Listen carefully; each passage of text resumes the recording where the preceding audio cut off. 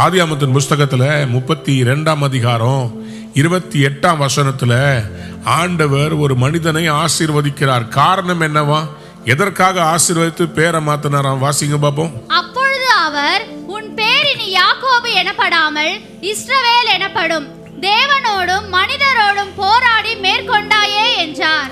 Your name will no longer be Jacob but Israel, because you have struggled with God and with men and have overcome. தேவனோடும் மனிதனோடும் தேவனோட போராட முடியுமா? யாக்கோபு போராடினார். எதுக்கு போராடினாரு? ஆண்டவரே, என்னை புது மனுஷனா மாத்தும், எனக்கு ஒரு புதிய வாழ்க்கையை தாங்க.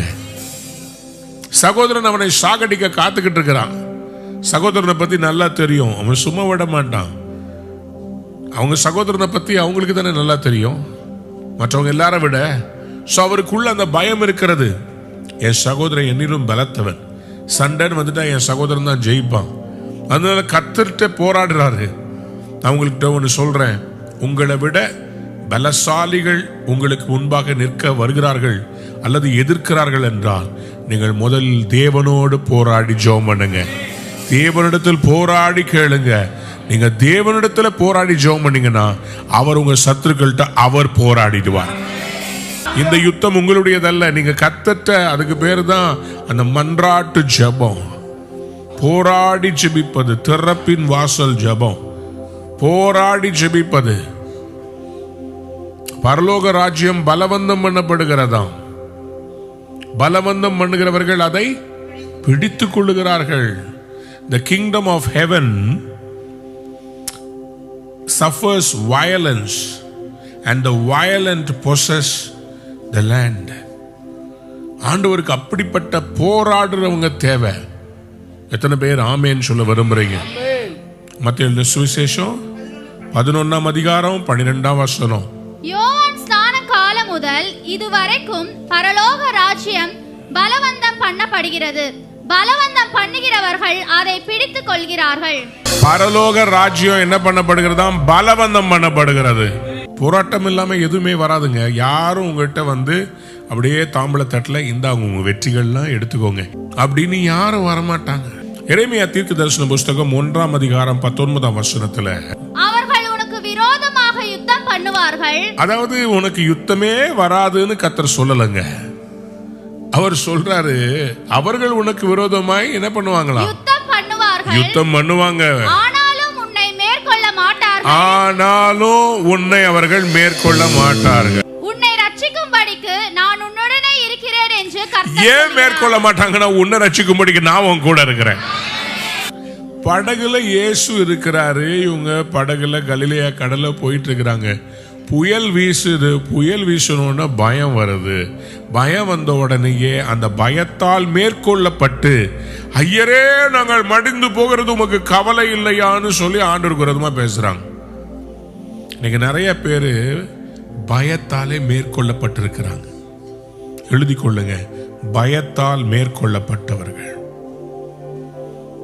பயம் தான் உங்களை ஃபர்ஸ்ட் மேற்கொள்ளும்.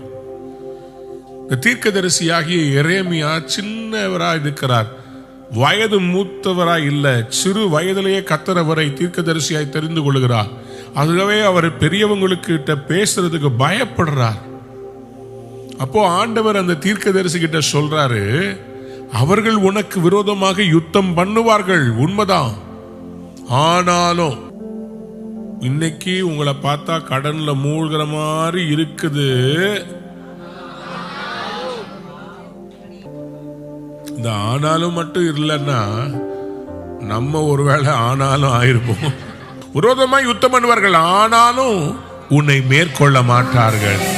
உன்னை ரட்சிக்கும்படிக்கு நான் உன்னுடனே கூட இருக்கிறேன். எத்தனை பேர் ஆமேன்னு சொல்ல விரும்புறீங்க? அன்புடைய பிள்ளைகளே, உங்களையும் என்னையும் அழைத்த தேவன் எப்படிப்பட்டவர் என்று சொன்னா, அவர் நமக்காக கூட பேக்கிங் பண்ணி கூடவே வருகிறவர், கூடவே பேக் பண்ணி வரவர். அவர் நம்ம சும்மா யுத்தத்தில் இறக்கி விடல. இப்போ இந்திய ராணுவம் ஒரு யுத்த வீரனை நிக்க வைக்குதுன்னா அவனை சும்மா நிக்க வைக்காது. அவனுக்கு வேண்டிய அந்த AK-47, அந்த துப்பாக்கிகள், அந்த குண்டுகள், அவருக்கு பின்னாடி பீரங்கிகள், அவருக்கு பின்னாடி பெரிய பெரிய ஃபைட்டர் பிளேன்ஸ் எல்லாமே நிற்கும். நம்மை நிறுத்த வைக்கிறவர் இஸ்ரவேலின் ராணுவங்களின் தேவன், சேனைகளின் கர்த்தர். பரலோகமே உங்க பின்னாடி இருக்குதுங்க. பக்கத்துல பார்த்து சொல்லுங்க, பரலோகம் என் பின்னாடி நிக்குது. தேவ தூதர்கள் என்ன சூழ நிக்கிறாங்க. எலிசாவுடைய வேலைக்காரன் ஒரு நாள் காலையில எழும்பி பார்க்கிறாரு, மலையை சுத்திலும் எதிரிகள் பட சூழ்ந்துகிட்டாங்க. எலிசாவுடைய வேலைக்காரனுக்கு ரொம்ப பயம் வந்துருச்சு. அவரை விட கூப்பிட்டு சொல்றார், ஐயா தீர்க்கதரிசியே, எதிரிகள் நம்மளை சுத்தி வந்துட்டாங்களே, என்ன பண்றது அப்படின்னு சொல்லி கதறாரு.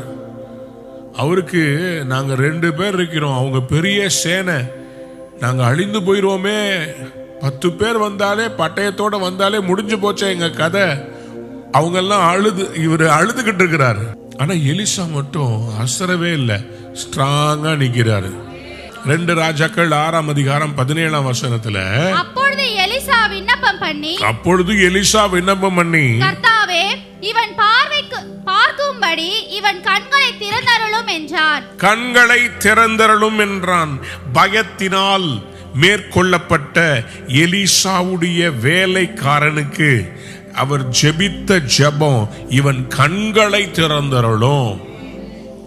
அந்த ஜெபம் முடிந்த உடனே என்ன நடந்துச்சுங்க? உடனே கர்த்தர் அந்த வேலைக்காரன் கண்களை திறந்தார். இதோ எலிசாவை சுற்றிலும் அக்கினிமயமான குதிரைகளாலும் ரதங்களாலும் அந்த மலை நிறைந்திருக்கிறதை அவன் கண்டான். எலிசாவை சுற்றிலும் அக்கினிமயமான குதிரைகளாலும் ரதங்களாலும் அந்த மலை நிறைந்திருக்கிறதை அவன் கண்டான். பூனை கண்ணை மூடிக்குச்சுன்னா உலகமே இருந்துச்சுன்னு சொல்லுமா? உங்களுக்கு ஒன்று சொல்றேன், கண்ணு திறங்க. நீங்க கண்ணு திறந்து பார்த்தீங்கன்னா உங்களுக்கு தெரியும், பரலோக ராணுவம் நம்மோட இருக்குதுங்க. நான் நம்புறேன், விசுவாசிக்கிறேங்க. எப்போதுமே ஆண்டவர் முதல்ல சத்ருவுக்கு இடம் கொடுப்பாரு, 2வது நம்மளை பலப்படுத்தி நம் மூலமா அவர் நிரூபிப்பார். அவர் சில வேளையில நம்மளை மேற்கொள்றவங்க காண்பிக்கிறதுக்கு முதல்ல தடைய விடுவாரு, 2வது விடைய கொடுப்பார். யாரு தேவனை? 5ஆம் வசனத்தை வாசிங்க, அதுல எக்ஸ்பிளனேஷன் கொடுக்கப்பட்டிருக்கு பாருங்க. இயேசுவானவர் என்னமா தேவனுடைய குமாரன் என்று விசுவாசிக்கிறவனே அன்றி உலகத்தை ஜெயிக்கிறவன் யார்? யார் உலகத்தை ஜெயிக்கிறவங்கன்னா இயேசுவானவர் தேவனுடைய குமாரன். இதை யாரு விசுவாசிக்கிறாங்களோ, அறிக்கை செய்யறாங்களோ, அவங்க உலகத்தை ஜெயிப்பாங்க. நீங்கள் யார்? நீங்கள் மேற்கொள்கிறவர்கள்.